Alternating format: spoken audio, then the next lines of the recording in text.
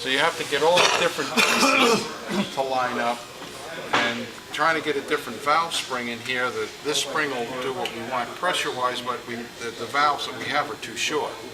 So we have to get longer valves, which would help, but I just looked in the book and nobody seems to stock them. But the valves you can get made, it's not a big deal. I went to 530 inches and this one's 600. How do you load it up? The water brake, Really? and there's a servo valve under the water brake, and it's a scroll valve, stepper motor. Stepper motor is controlled by a microprocessor in the console, and the brake itself is on gimbals and is allowed to rotate back and forth, but only a small amount, and it's limited by a yoke right here. The yoke has a strain valve, a strain gauge.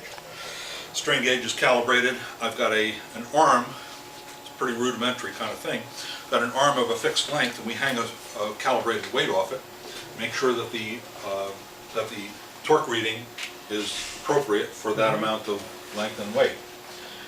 Then we do that at two different points and make sure that the gain slope is at the right direction. And to meter the amount of fuel, there is a little piston that goes up and down inside this metering unit.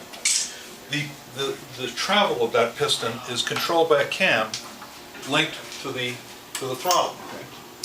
So dependent on the throttle opening, you have a variable amount of movement of that piston. As the hole lines up, that piston is allowed to discharge whatever displacement of fuel it has gained through going back to the metering unit cam.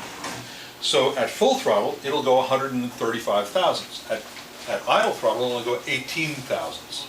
And if the cam is ground properly, the amount of fuel will be pretty close to what the motor needs at every throttle position.